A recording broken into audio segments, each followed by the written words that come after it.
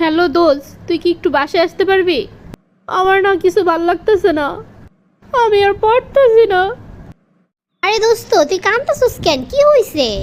আচ্ছা আচ্ছা আচ্ছা, তুই কান্না করিস না, তুই দাঁড়া, আমি তোর বাসায় আসতেছি, আয়শা তোর সাথে কথা বলবো। হঠাৎ করে ওর আবার কি হইলো? ফোন দিয়ে এরকম কান্নাকাটি করতেছে। রিপনের সাথে মনে হয় ওর আবার ঝগড়া হয়েছে। যাই, ওরে গিয়ে একটু বুঝে আসি। বিয়ের পরে যে পোলা মানুষটা কেন এমন করে ওরে বুঝে না, আমি বুঝি না।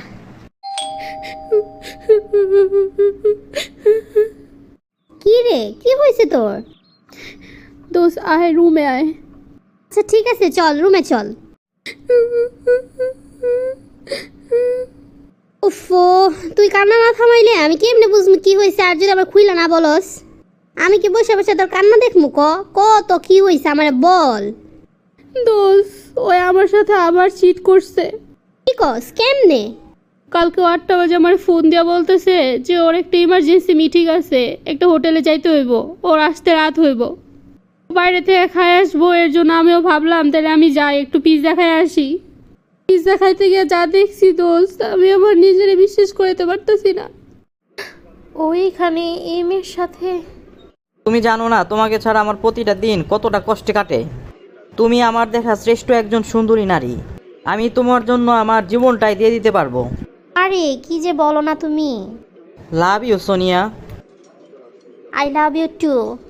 তারপরে দোস্ত আমি আর এক মুহূর্ত ওখানে বসতে পারি নাই, না খাইয়ে চলে আসছি বাসায়। আয়শা তোরে ফোন দিছি।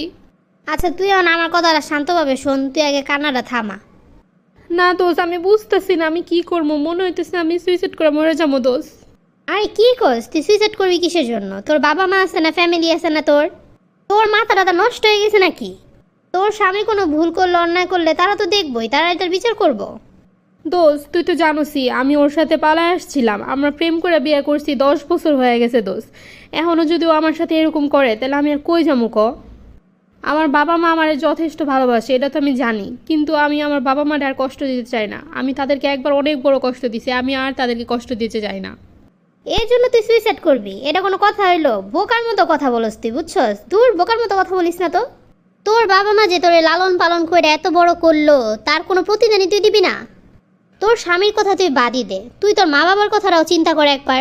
তারা তোরে লালন পালন করতে, জন্ম দিয়েছে, তাদের কেমন লাগবো তুই এইসব কাজ করলে? দোস্ত আমি তো আর কোনো রাস্তা দেখতাছি না দোস্ত। শোন, তোর একটা বাচ্চা আছে, তুই তোর বাচ্চার দিকে হইলেও তোর বাইচে থাকতে হইব। আমি তো জানতাম তুই অনেক একটা সাহসী নারী, তুই কেমনে এইসব কথা বলস? শোন দোস্ত, জীবনে চলার পথে অনেক বাধা আসবো, অনেক কষ্ট আসবো, কিন্তু দোস্ত জীবনে হার মানা যাইব না, সব কিছুর জন্য ফাইট করে যাইতে হইব। তুই একটাবার চিন্তা করে দেখ, তুই দুনিয়াতে না থাকলে তোর বাচ্চার আর কি হইব? তোর জামাই তো ঠিকই অন্য মেয়ে নিয়ে ধর থাকবো, ভালোই থাকবো, তোর বাচ্চাটার কি হইব? তোর বাচ্চাটা মাঝখান দিয়ে এতিম হয়ে যাবো দোস্ত। হ দোস্ত, তুই ঠিকই বলছস, আমার ওর জন্য হইলেও বাইসা থাকতে হইব।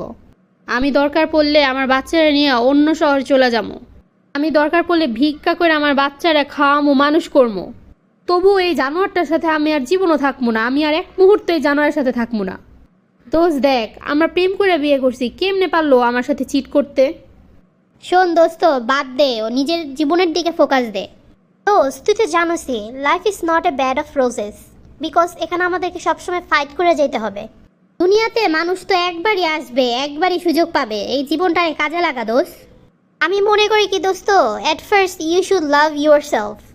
আমরা আসলে আমাদের নিজেদেরকে ভালোবাসতে পারি না, তার জন্যই দেখ সমাজে কত অধপতন, কত মানুষ আছে দেখ এইসব কারণে সুইসাইড করে মারা যায়, বাচ্চাগুলো এতিম হয়ে যায়। কি দরকার দোস্ত, একটু বোঝার চেষ্টা কর, একটু নিজের মনের মানায় চল, দেখ তুই বুঝতে পারবি।